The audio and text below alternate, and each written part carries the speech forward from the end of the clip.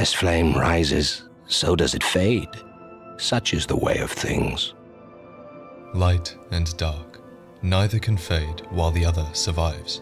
This is the law of the Dark Souls universe, and all the characters within are bound by its principles. But it was not always this way. Once, long ago, the world was grey, without heat, cold, life, death, light or dark. But then the first flame appeared. After the advent of fire, the ancient lords found the three souls, but your progenitor found a fourth, unique soul, the Dark Soul. Your ancestor claimed the Dark Soul and waited for fire to subside, and soon the flames did fade, and only dark remained. Thus began the Age of Men, the Age of Dark. This was the natural progression that was supposed to take place in the world.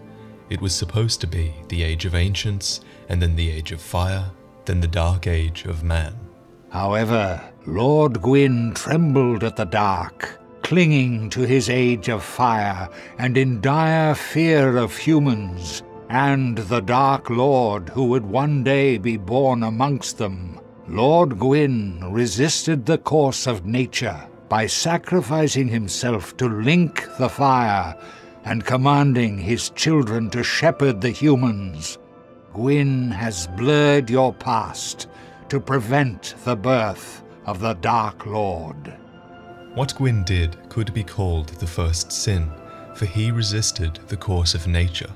He forced the darkness back, and from this moment forth the light and the dark have been in a constant ebb and flow, like the rising and the falling of the tide. In the ending of Dark Souls 1, we are a part of this flow. The world is in the grip of darkness, filled with broken, tired characters. We tear through the remains of their fragile world and are guided to the kiln of the first flame. Here we have a choice. We can do the same thing Gwyn did and bolster the power of the flame with our own soul, or we can turn our back on the dying light and let darkness grip the world.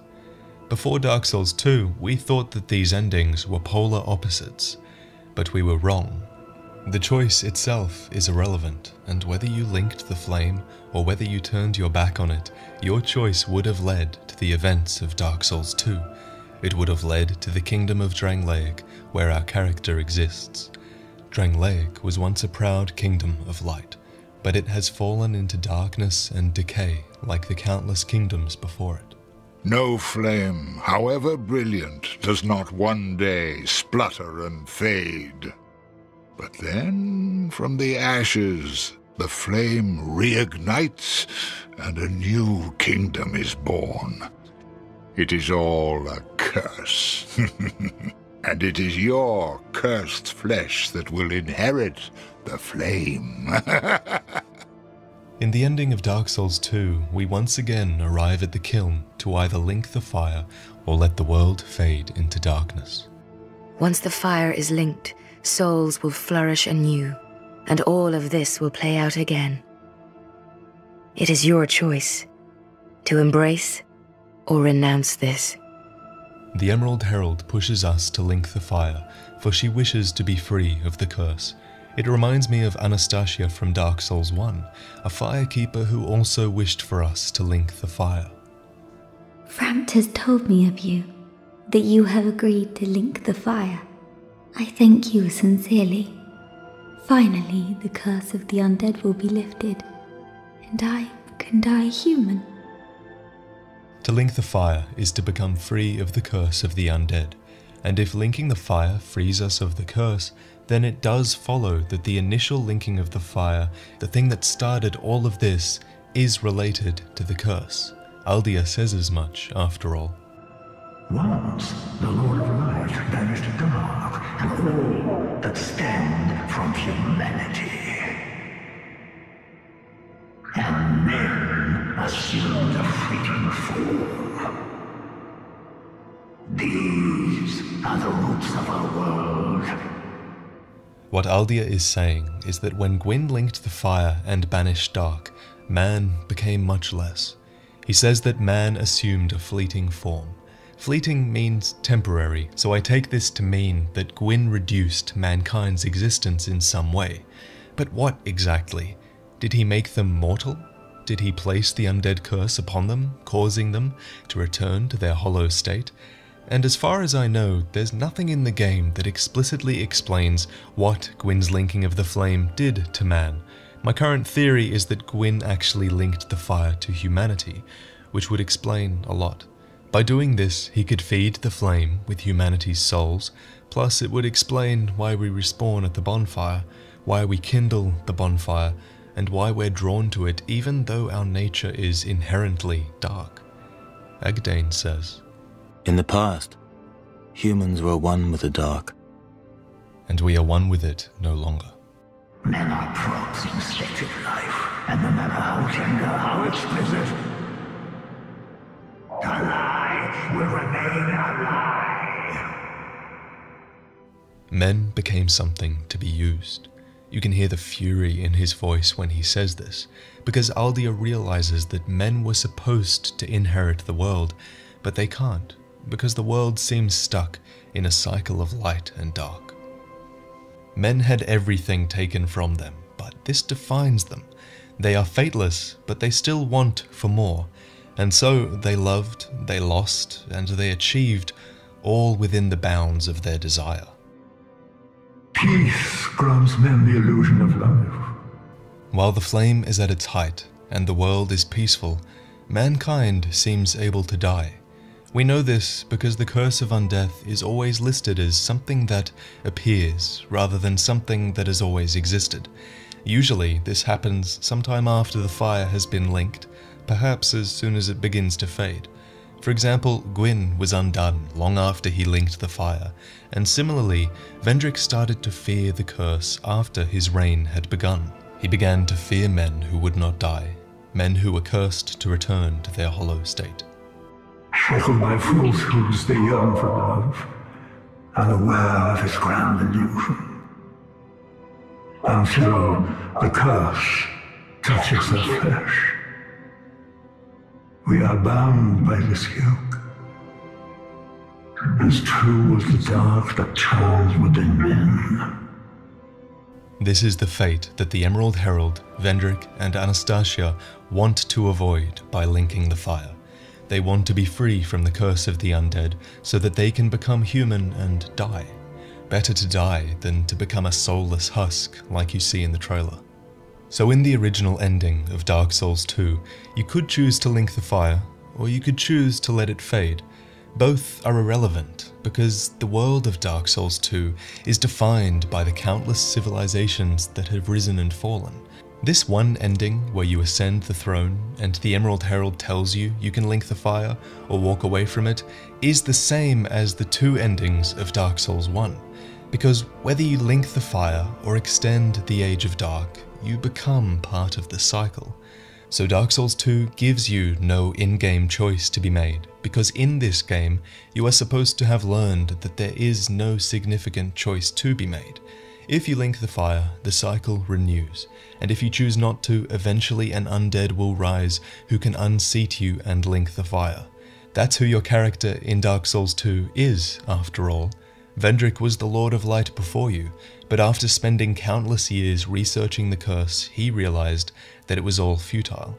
His soul's description says that he is the one who should have linked the fire, but he became overwhelmed by despair and seems to have accepted the darkness instead.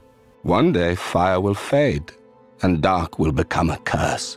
Men will be free from death, left to wander eternally. Dark will again be ours, and in our true shape, we can bury the false legends of yore.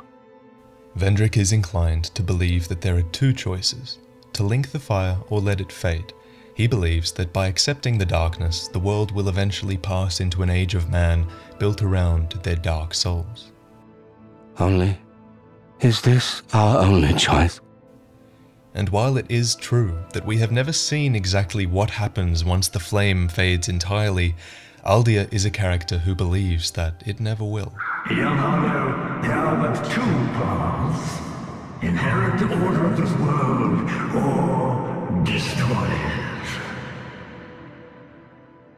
Only a true monarch can make such a choice. To link the fire or to let it fade. These aren't two choices, they're one. This is what Aldia calls inheriting the order of the world. It's the order Gwyn began long ago when he linked the flame, forcing the darkness and the light into a constant ebb and flow, a cycle that would repeat itself throughout the centuries. But Aldia tells us of a second choice, not to inherit the order of the world, but to destroy the cycle entirely. And this is exactly the ending Dark Souls 2 needed, for we are the one undead in history who is able to ignore the hollowing effects of the curse. And in my previous video on this topic, I told you about the effects of gathering the 3 crowns from the DLC. When you have the 3 crowns, it doesn't cure the undead curse, it stops you from hollowing. And once you have united the crowns of lords long past, you have the ability to ignore your fate. You can now exist outside of the cycle, for while every other undead is immortal, you are the only one who will never be broken by the curse, and you are the one who will never hollow. Many monarchs have come and gone. One drowned in poison, another succumbed to flame. Still another slumbers in the realm of ice. Not one of them stood here. As you do now. You, conqueror of adversities. Give us your answer. Throughout the entire game, we've been told that we do what we do without really knowing why. But that is exactly what it means to be man. It's exactly what is required of you in the end. For there is no path, and we are the one undead who can forge forward, forging a new path and bringing us into a new age. Not an age of ancients which passed naturally, not an age of fire which Gwyn failed to implement, nor an age of dark which Nishandra perished by. We are the true monarch, who cannot perish, who cannot hollow, and we seek to break free of the cycle, to march forward bravely into an uncertain future.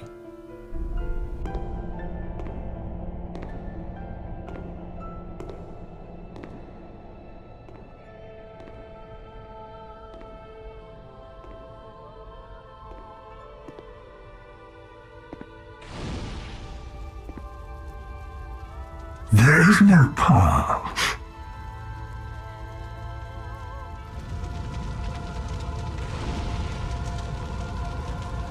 Beyond the scope of light, beyond the reach of dark.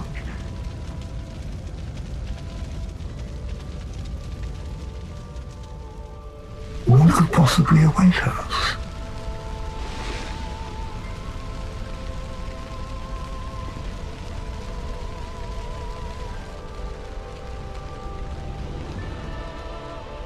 And yet we seek it insatiably. Such is our fate.